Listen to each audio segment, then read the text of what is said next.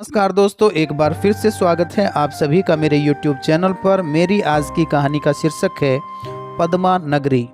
पद्मा नामक एक नगरी में दीनदयाल नाम का एक ब्राह्मण रहता था। दीनदयाल की 3 पुत्रियां थी जो विवाह योग्य हो गई थी और ब्राह्मण उनके लिए योग्य वरों की तलाश करने में जुटा था। उसी समय पद्मा नगरी में विद्या अध्ययन के लिए किसी दूर देश से 3 ब्राह्मण पुत्र आए। वे तीनों सगे भाई थे। वे दीनदयाल के यहाँ किराए पर रहकर विद्या अध्ययन करने लगे।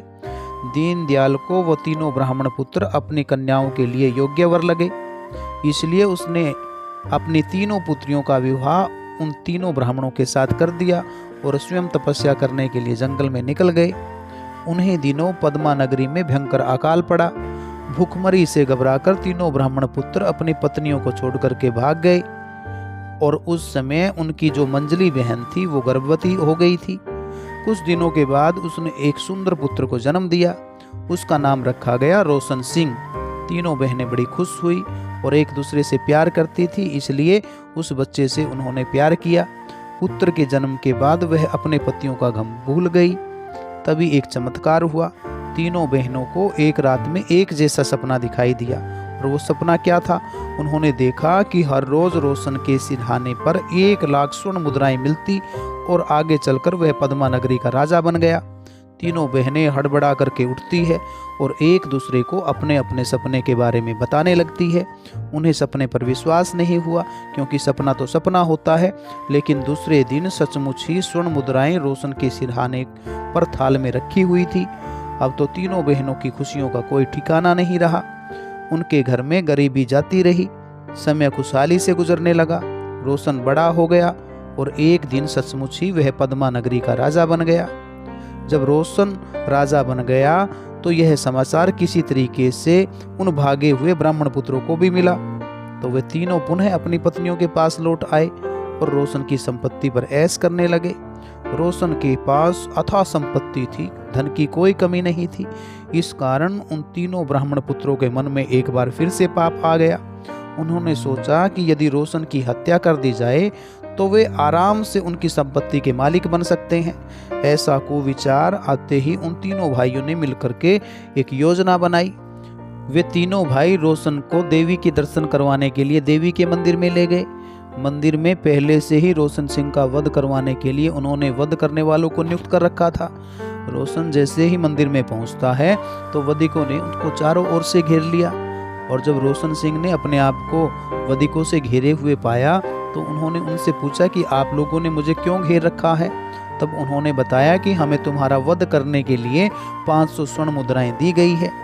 रोशन सिंह ने कहा कि यदि मैं तुम्हें उससे ज्यादा कीमती आभूषण और स्वर्ण मुद्राएं दूं तो क्या तुम मुझे छोड़ दोगे? और इस बात की जानकारी मैं और किसी को भी नहीं दूंगा। तो वधिकों ने रोशन की बात को मान लिया और आभूषण व स्वर्ण मुद्राएं लेकर के उसे मंदिर के पिछले रास्ते से बाहर निकाल दिया और उन तीनों ब्राह्मणों को कह दिया कि हमने रोशन सिंह को मार डाला है। उधर रोशन घूमता फिरता एक जंगल में आ पहुंचा। वहां उसे 2 राक्षस मिले जो आपस में लड़ रहे थे।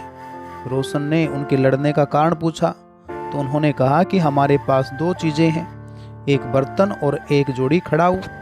इस युद्ध में जो जीतेगा वह इन दोनों चीजों का मालिक होगा। तब रोशन सिंह ने कहा कि इन मामूली चीजों के लिए तुम इतना क्यों लड़ रहे हो? इसका फैसला तो बिना झगड़े किए भी हो सकता है। तब वो बोले कि ये मामूली चीजें नहीं हैं, ये दोनों चीजें बड़ी करामाती हैं। बर्तन से जो खाना मांगोगे वह खाना हाजिर हो जाएगा, और जो इन खड़ाऊ को पहन करके आप जहाँ जाना चाहोगे आकाश मार्ग से वहाँ उड़ सकते हो। तो यह सुनते ही रोशन के दिमाग में एक युक्ति सूझी। वह राक्षसों से बोला, फिर भी इसके लिए खून खराबा करना ठीक नहीं है। तुम दोनों सामने वाले मंदिर को छूने जाओ। जो भी उसे छू करके पहले लौटेगा वो दोनों चीजें उसकी हो जाएगी। राक्षसों ने रोशन की इस बात को मान लिया और उससे सहमत हो गए और दोनों मंदिर की ओर दौड़ पड़े। उधर राक्षसों का दौड़ना था, इधर रोशन सिंह ने खड़ाऊ पहने और बर्तन लेकर के आकाश मार्ग में उड़ गया। दोनों राक्षस देखते रह गए। कुछ देर के बाद रोशन एक घने जंगल में उतरा। वहां एक कुटिया थी जिसमें एक बुढ़िया रहती थी। अब रोशन भी उसी के पास रहने लगा। वह बुढ़िया की खूब सेवा करता था और रोज़ बर्तन की सहायता से तरह तरह का स्वादिष्ट भोजन प्राप्त कर उसे खिलाता था। बुढ़िया भी रोशन को बहुत प्यार करती थी।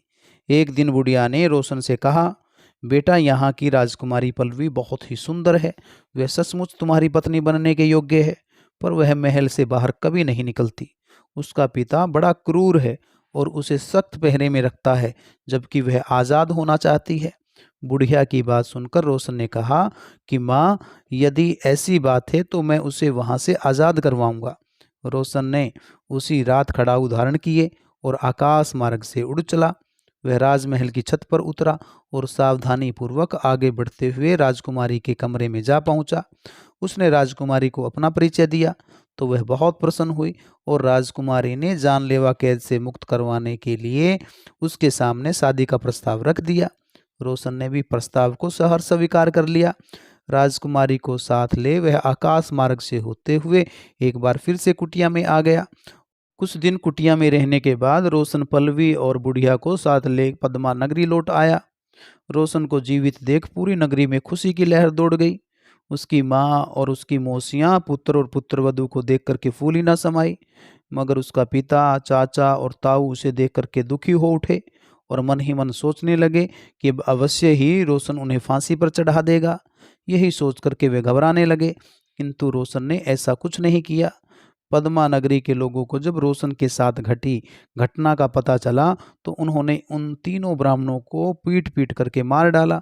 अब रोशन ने पुनः अपना राजकाज संभाल लिया और पूरे ऐशो आराम के साथ अपनी पत्नी और अपनी माताओं के साथ रहने लगे। तो प्यारे बच्चों, इस कहानी से हमें शिक्षा मिलती है कि संकट की घड़ी के अंदर हमें घबरा करके भाग नहीं जाना चाहिए, बल्कि उसका डट करके मुकाबला करना चाहिए। जिस प्रकार से वो तीनों बहनें इकट्ठी रही और परिणाम स्वरूप उन तीनों बहनों से जो पुत्र पैदा हुआ, उसकी वजह से उनके जीवन के अंदर खुशहाली आ गई। तो उम्मीद करता हूँ कि आपको मेरी ये कहानी अच्छी लगी होगी। अगर आपको मेरी ये कहानी अच्छी लगी हो तो इस कहानी को लाइक करना, शेयर करना और मेरे चैनल को सब्सक्राइब करना। Thank you.